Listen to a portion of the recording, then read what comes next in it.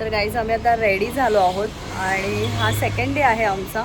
आम्ही फोर्ट आणि चर्च आणि मग नंतर बीच असं करणार आहोत. तर बघूया, आज अख्खा दिवस आम्ही बाहेरच आहोत. आणि कॉस्ट्यूम बघा, गोवन गोवा वाईब. थोडं लांब जा. गोवा वाईब. आणि माझं पण दाखवते. चष्मा घ्यायचा एक. सो हा असा माझा कॉस्ट्यूम. काय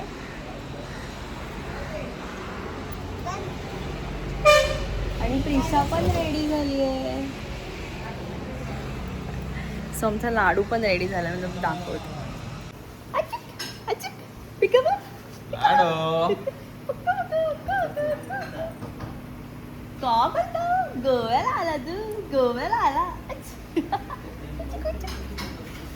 तर मंडळी, आम्ही आता आलो आहोत बेसिलिका चर्चला. आणि हे चर्च खूप फेमस आहे वाटतं, आणि ते खूप टुरिस्ट प्लेस आहे. मला माहिती नाही एक्झॅक्टली गोव्यात काय काय फेमस चर्च आहेत, बट हे खूप मोठं वाटतं आहे चर्च. तर बघूया आता चर्चमध्ये काय आहे.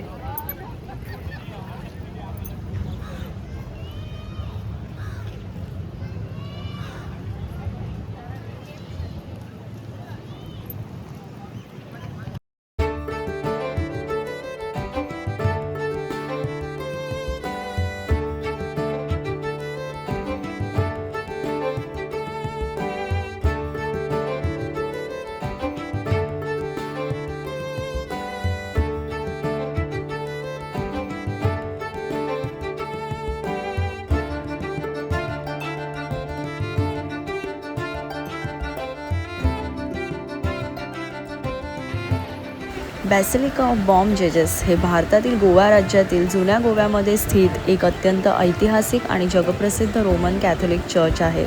हे चर्च ख्रिश्चन बांधवांचे एक मुख्य तीर्थक्षेत्र असून त्याला युनेस्कोने जागतिक वारसा स्थळ म्हणून मान्यता दिली आहे. या चर्चचे सर्वात मोठे वैशिष्ट्य म्हणजे येथे सेंट फ्रान्सिस झेवियर यांचे पार्थिव सुरक्षित ठेवण्यात आले आहे. सेंट फ्रान्सिस झेवियर हे एक प्रसिद्ध जेसुइट मिशनरी होते. 1552मध्ये चीनला जात असताना त्यांचे निधन झाले होते. त्यांचे पार्थिव एका चांदीच्या शवपेटीमध्ये ठेवण्यात आले असून ते पाहण्यासाठी जगभरातून लाखो भाविक आणि पर्यटक येथे येतात.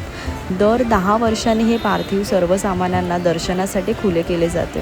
10 मिनिटात चर्चमधून बाहेर आलो आणि इथे आतमध्ये फोटोग्राफी, व्हिडिओग्राफी काहीच अलाउड नाही आहे. सो जस्ट एक राऊंड मारला. इथे आर्ट गॅलरीसुद्धा आहे, पण आम्ही म्युझियममध्ये जाणारच होतो, सो आम्ही आर्ट गॅलरीत नाही गेलो. तर आता इथे समोरच म्युझियम आहे चर्चचं, तर आम्ही तिकडे चाललो आहे. चला.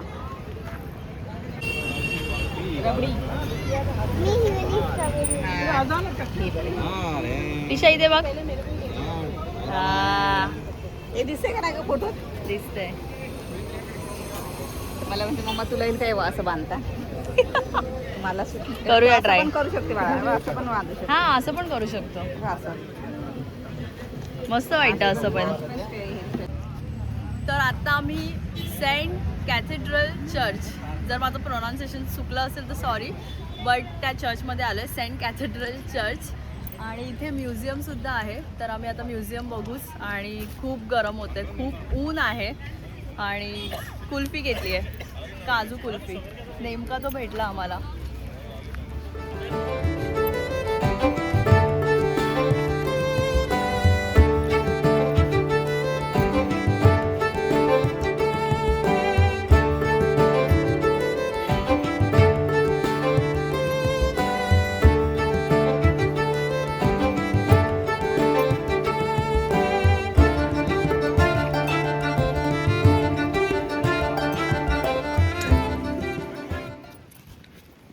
सो मंडळी, एक टुरिस्ट प्लेस कसं असावं तसंच इथे ठेवलं आहे. आम्ही जेव्हा एंट्री केली तर आम्हाला एवढं क्लीन दिसलं ना सगळं, की आपण काही खातोय वगैरे तर टाकायला पण खूप कसं तरी वाटेल, शेमफुल वाटेल, एवढं क्लिअर ठेवलं आहे. माझ्या आजूबाजूचा परिसर तुम्ही आता बघितलंच असाल. मी जसं जसं चालते तसं तसं मला इन्स्पिरेशन भेटते किती क्लीन असायला पाहिजे टुरिस्ट प्लेस. सो ठीक आहे, म्हणजे एक तर एरिया पण मोठा आहे, प्लस त्यांनी खूप छान ठेवलं आहे. भले आता इतका पब्लिक येतोय पण जास्त गर्दी वाटत नाही, कारण हा एरियाच खूप मोठा आहे आणि मस्त हवा पण सुटली आहे, ऊन पण आहे. तर बघूया आता आतमध्ये काय कसं. आणि माहिती नाही की इथे व्हिडिओग्राफी अलाउड आहे की नाही. त्या चर्चमध्ये तर नव्हती allowed. So let's see.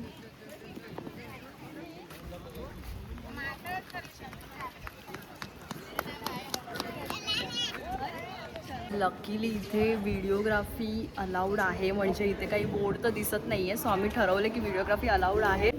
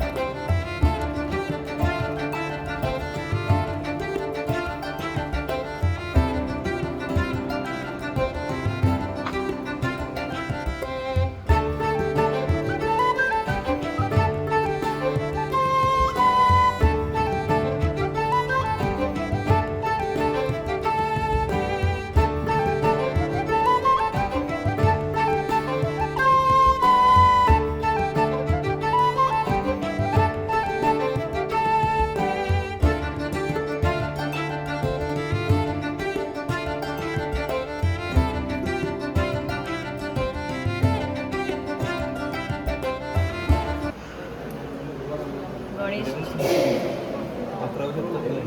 11th सेंचुरीची गणेशची मूर्ती आहे बघा, दगडातली. ओ माय गॉड, म्हणजे गोवा के इतिहास के खुली किताब. हे काय आहे? उमा महेश्वर सुरमर्दिनी. हे सगळे दगडातले असली कोरलेले आहेत ना? 13th century. वाव. हे गजलक्ष्मी. हे पण उमा महेश्वरच आहेत. हे बघा किती मोठी मूर्ती आहे.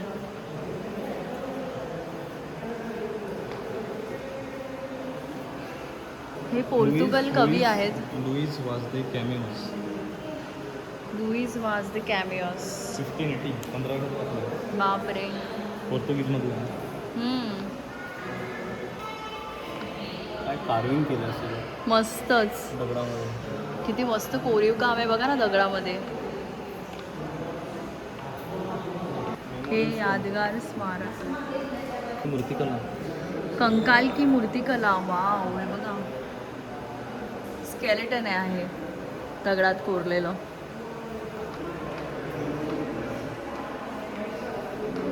फ्रूट बास्केट आहे बघ, दगडात कोरलेलं फ्रूट बास्केट. फलों की टोकरी. किती मस्त वाटते. World heritage of old Goa. तिकडे आहे हे बसिल चर्च. ओके. ते सेंट कॅथेड्रल चर्च.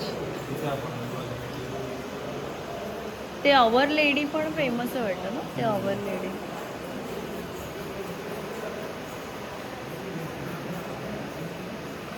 सो हे सगळं ओल्ड हेरिटेज आहे. सो हे सगळे पेंटिंग्स आहेत.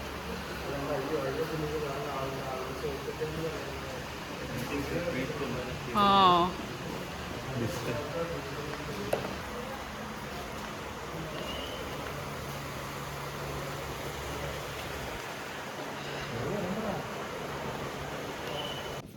तर आम्ही आता सेंट कॅथेड्रल चर्च बघून आलेलो आहे आणि म्युझियममध्ये पण गेलेलो. तर खूप छान वाटलं. इथे फक्त आणि फक्त ऑनलाईनच घेतात. जरी पर पर्सन 10 रुपीज जरी असले तरी ते ऑनलाईनच घेतात, जेणेकरून त्यांच्या गव्हर्नमेंटकडे त्यांचा रेकॉर्ड राहील.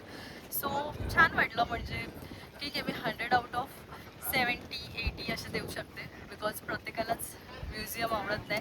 बट त्यांनी जे दगडात कोरलेलं आहे ना, ते एक नंबर कोरलेलं आहे, खूप सुंदर. तर ते मी खूप जास्त शूट केलेलं ते. तर मस्त वाटलं, खूप छान. आणि आत्ता आम्ही इथून जेवायला जाऊ, कारण 2 वाजलेले आहेत. सो त्याच्यानंतर आमचा प्लॅन आहे की ॲग्वाडा फोर्ट बघू आणि त्याच्यानंतर बीचेस, जे संध्याकाळी सनसेटला आम्हाला खूप छान दिसतील. सो असा काहीचा प्लॅन आहे, तर बघूया. चला. काय छान हवा येते ना, मस्त हवा येते.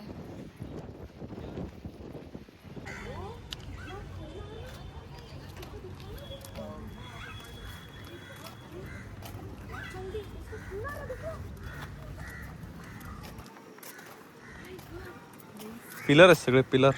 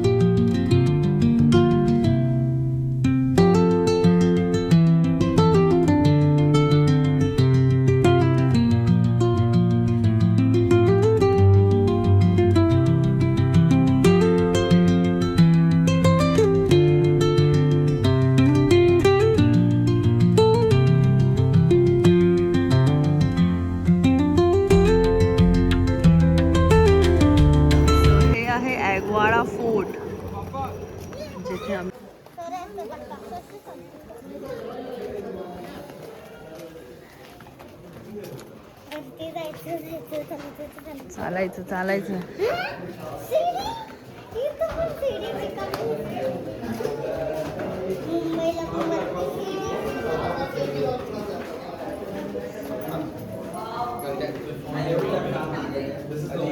हे बाई तिकडे पण द्यायचं होतं ना.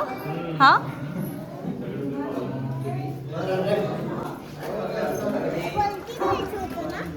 आधी इकडे जाऊया. हे पण तेच आहे, बनवलंय ना.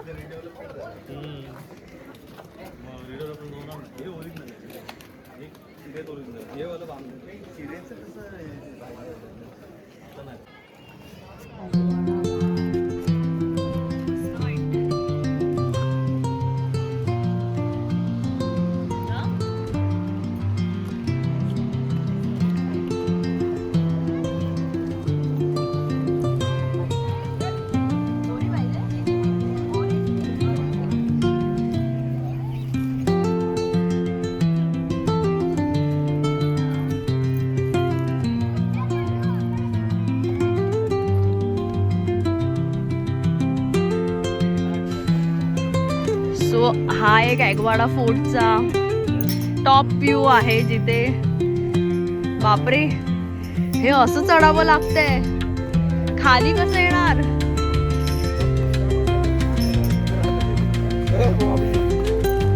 हे बघा मी असं पकडून पकडून चालते.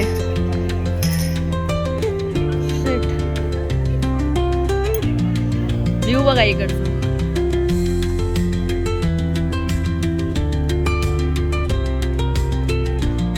फोर्टचा व्ह्यू येतो.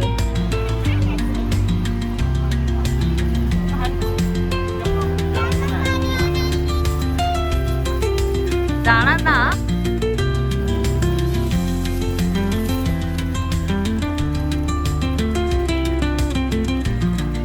सो आम्ही आता बाघा बीचला आलोय. शॅक बघच लावले. तर आम्ही आता बाघा बीचवर बसलेलो आहेत आणि हे बघा सगळे शॅक्स आहेत. आणि आता मस्तपैकी ज्यूस आलेला आहे.